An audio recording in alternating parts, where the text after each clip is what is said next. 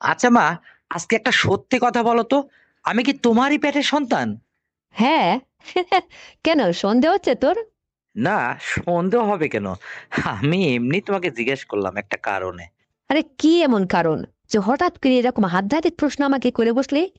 না, তোমাকে আর আজকের পর থেকে মা বলে ডাকবো না, ঠিক করেছি। কে রে রায়হান? তোর কি মাথা এলোমেলো হয়ে গেল নাকি? হঠাৎ এসব আবোল তাবোল কথা বলছিস আমাকে? মা, তাহলে আগে সত্যি করে বলো, আমি কি তোমার পেটের সন্তান, নাকি তোমরা আমাকে অন্য জায়গা থেকে নিয়ে এসে পুষিছো? কোনটা? সত্য কথা বলো। দেখ রায়হান, সন্তান তো সন্তানই, এর কোনো বিকল্প নেই। এটা পেটের সন্তানে কি আর পুষ্ণ সন্তানে কি? তবে আমার মনে হয় কি জানিস, তোকে মনে হয় কেউ সঠিক ইনফরমেশনটা বলে দিয়েছে, তাই না? হ্যাঁ, এইটা কোনো মাধ্যমে আমি জানতে পেরেই তোমাকে বারবার এত প্রশ্ন করছি। তাহলে কি তাই? আমি তোমাদের প্রশ্ন সন্তান? হ্যাঁ, তুই আমার পুষ্ণ সন্তান। তবে কি তুই কোনোদিন বুঝতে পারছিস যে তুই আমার পুত্র সন্তান? তোকে কি আমি সেভাবে মায়ের অপব্যবহার করছি কখনো? তোকে তো মায়ের মতোই যত্ন দিয়ে ছোট থেকে লালন পালন করে আজ এত বড় করছি। আজকে তুই ভার্সিটিতে পড়াশোনা করিস, তো হঠাৎ যখন জেনেই গেছিস, তাহলে কি করবি বল? আচ্ছা, বাবা তো মারা গেল, কিন্তু সত্যি করে বলো তো, তোমার কি সমস্যা ছিল যে কোনোদিন তোমার সন্তানাদি তোমার পেটে হলো না? বাবারে, এদিকে তোর বাবাও দ্বিতীয় অক্ষম ছিল, এদিকে উপর আলার হাতে সবকিছু। চাইলেই তো সবকিছু হয় না, কারোর আশা পূরণ হয়, আবার উপরওয়ালা কারোর আশা পূরণ করে না। এটাই তো বিধির খেলা, তাই না? আচ্ছা, এই বয়সে কি সম্পর্কটা কি ঘোরানো যায় না? গিয়ে তুই কি বললি রে রায়হান? তোর মাথায় ঠাডা পড়বে, কি বললি তুই? দেখো, রাগ করো কেন? একটু ঠান্ডা মাথায় কথা বলো। আমি চাইছিলাম যে কোনোদিন তোমার সন্তানাদি হয়নি, এইটা যদি তুমি আমাকে ব্যবহার করে পূরণ করতে, অবশ্যই তোমার সন্তানাদি হতো। আমি সেইটা বলছি আর কি। ও, তা কেমন করে শুলি দেখি? আরে বোঝো না কেন? বাবা যেভাবে ইতিপূর্বে চেষ্টা করে গেছে, সেভাবে আমি একটু ট্রাই করতাম। আচ্ছা রায়হান, তুই কি সুস্থ আছিস নাকি অজ্ঞানে কথা বলছিস? আমি তো কিছুই বুঝলাম না। কি সব বেরোচ্ছে তোর মুখ দিয়ে? দেখো, আমাকে ছোট থেকে অনেক বড় করছো তুমি, লেখাপড়ায় সুশিক্ষিত করছো। আর আমারও কিন্তু একটা দায়িত্ব আছে তোমার প্রতি। বাবা ইতিপূর্বে তোমাকে যেভাবে চেষ্টা করে গেল, আমি ঠিক সেভাবে একটু ট্রাই করে দেখতাম। অবশ্যই হতো, কারণ এখানে বাবারই দোষ ছিল, আমি জানি তোমার কোনো দোষ ছিল না। আর তুমিও হুষ্টপুষ্ট নাদুস নদুস কোল ভরা মা। তুমি তো দারুণ চেহারা, সুন্দরী, একদম সুন্দরী। তুমি আর পাঁচটা মেয়ের মতো নও। আর আমি চাই কি, ইতিপূর্বে তোমার আর কোনো সন্তানাদি নেই এক আমি ছাড়া। তো আমাকে নিয়ে তুমি যদি বাকি জীবনটা পার করতে, সেইটা আর কি। আচ্ছা রায়হান, বল তো দেখি, তুই কি কোনো বিকল্প কিছু আমার কাছ থেকে চাইছিস? আরে আমি তো তোকে নিয়েই আছি। তো হঠাৎ এরকম উল্টাপাল্টা প্রশ্ন করছিস কেন? আসলে তুই আমাকে কি বলবি, কি বলতে চাইছিস, সত্য করে বলতো। আসলে আমি ঠিক করেছি কি জানো, জীবনে কখনো বিয়েই করব না। কেন? আরে তুমি আছো না, তোমাকে নিয়ে বাকি জীবনটা পার করে দেব। কি বলো? ও, তাই? তো সেটা কেমন করে? আচ্ছা, আমার আগে একটা প্রশ্নের উত্তর দাও। তুমি তো জীবনে কোনোদিন এই সংসার ধরে রেখে বিয়ে শাদী করলে না। তো তোমার এই রূপ যৌবন তো একদম বৃথা যায়। তাহলে তো তোমারও জীবনে একটা পুরুষ মানুষ দরকার, তাই না? তো সেই জায়গায় যদি আমি থাকি, তাহলে কি তোমার কোনো অভিযোগ আছে? না, একদম না। আমি তো তোকে ধরেই আছি। তবে সেটা তুই কিভাবে চাইছিস আমি এইটা বলতো। এত এ নিয়ে বিনিয়ে বলিস কেন, সোজা করে বল। দেখো, বাবা মারা যাওয়ার পর থেকে তোমাকে আমি বেশ ফলো করে আসতেছি। তোমার রূপ যৌবন চেহারা, তুমি এই যে হাঁটা চলাফেরা করো আমার সামনে দিয়ে, তোমার উরু উরু মেদ কোমর, এত সুন্দর তোমার চেহারা চাহনি, কত সুন্দরী তুমি রমণী। আর তোমাকে রেখে আমি কেন অন্য মেয়েকে বিয়ে করব? তো আমি বলতেছিলাম কি, বাবার পেনশনের টাকায় তো সংসার চলে যায়। আর এদিকে আমি যদি লেখাপড়া শেষ করে একটা চাকরি বাকরি পাই, তাহলে তুমি আর আমি মহা সুখে দিন যাপন করতে পারবো। আর আমি জীবনে কখনো বিয়েই করব না, যদি তুমি আমাকে সেই সুযোগটা দাও আর কি।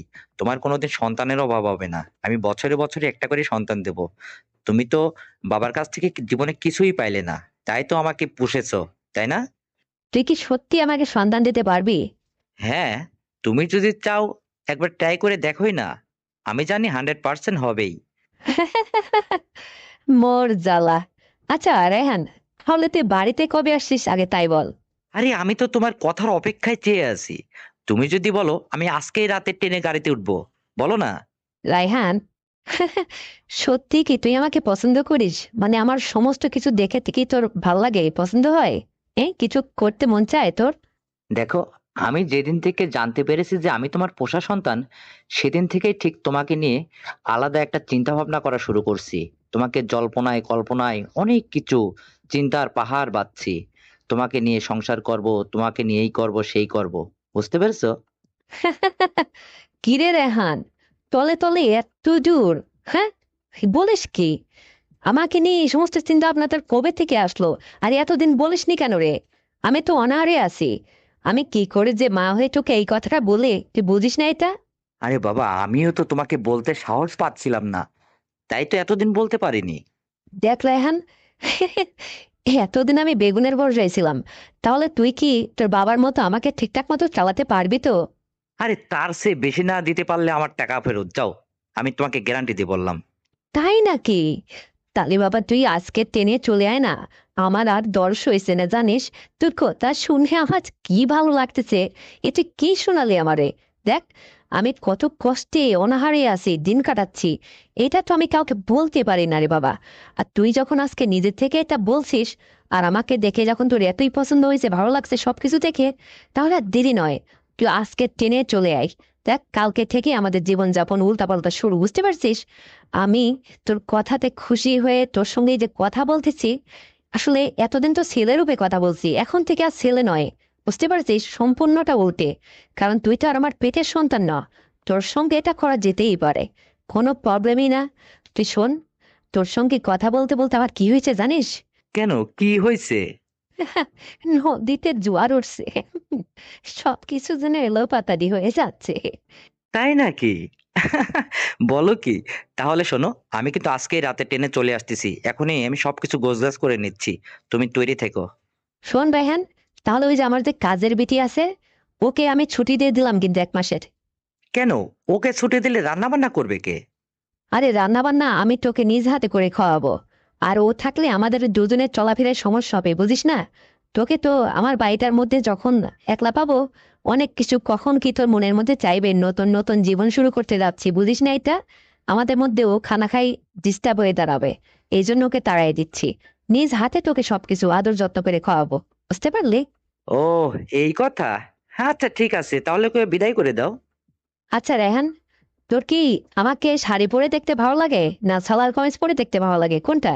শোনো, তোমাকে ওই মার্বেল জর্জেট শাড়ি পরে দেখতেই ভালো লাগে, কারণ ওটা পরে থাকলে অনেক কিছু আমি অনুভব করতে পারি, দারুণ লাগে তোমাকে দেখতে। বোঝো না তুমি এটা?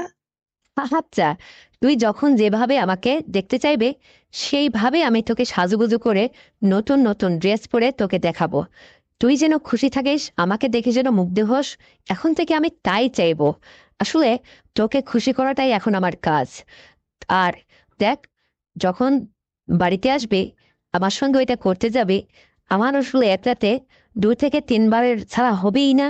কারণ তোর বাবা ওই একবারেই করে সে আর করতে চাইতো না। মানে তার বিয়েই হতো না, তার শরীরটাই চলতো না, সে অসুস্থই থাকতো। দেখ না, সকালে চলে গেল। আর তুই তো একদম তাগড়া জোয়ান ছেলে আমার। তুই আমাকে রাতে 3 বার 4 বার 5 বার নেই, যখন আমার কাছে চাইবি আমি তখনই তোকে। আরে আমারই তো ভালো, আমি তো চাই যেন সব সময় তোকে দিয়ে রাখি। আর তুই তো চ্যাংড়া মানুষ, তুই তো অবশ্যই পারবি। আর আমি জানি না, তোকে হাতে করে লালন পালন করছি। তোর এটা তো বেশ অনেক মোটা, সুন্দর আছে, আমার খুব ভালোই হবে জানিস। এই জন্য তো আমি খুশি, একদম অথুল্ল হয়ে গেছি খুশিতে রে বাবা। তুই তাড়াতাড়ি চলে আয়। আর বাড়িতে আসার পরে আর ছেলে আর মায়ের সম্পর্ক কিন্তু থাকবে না, এটা মনের জন্য থাকে, ভুল করেও আর আমাকে মা রাখবে না। তাহলে এটা পাপ হবে। তোকে আমি ডার্লিং বলে ডাকবো, তুই আমাকে সোনা বলে ডাকবি, পাখি বলে ডাকবি। যখন তোর যে ভাষায় ডাকতে মন চাইবে, তুই তাই ডাকবি। আর আমি সেটাই মেনে নেব। আমার যে এখন কি ভালো লাগছে জানিস। তুই তাহলে চলে আয়, তো রাখি এখন। আচ্ছা ঠিক আছে, রাখো। কথা বলে সময় নষ্ট করতে চাচ্ছি না, আমি গোছগাছ করে আজকের রাতে ট্রেনে রওনা হব। তো ঠিক আছে, বাই বাই। ওকে, চলে আসো, বাই। তো বন্ধুরা, আমার এই সংলাপটি শুনে তোমাদের কেমন লেগেছে অবশ্যই কমেন্ট করে জানাবে। আর তুমি যদি এই চ্যানেলে নতুন দর্শক হয়ে থাকো, তাহলে এক্ষুনি ভিডিওতে একটা লাইক দাও, আর শেয়ার করে অন্যকে দেখার সুযোগ করে দাও। আর অবশ্যই সাবস্ক্রাইব করতে ভুলবে না। ততক্ষণে সবাই ভালো থেকো, নিজের যত্নে নিও। আগামীকাল আবার সুন্দর ভিডিও নিয়ে আসছি। আল্লাহ হাফেজ।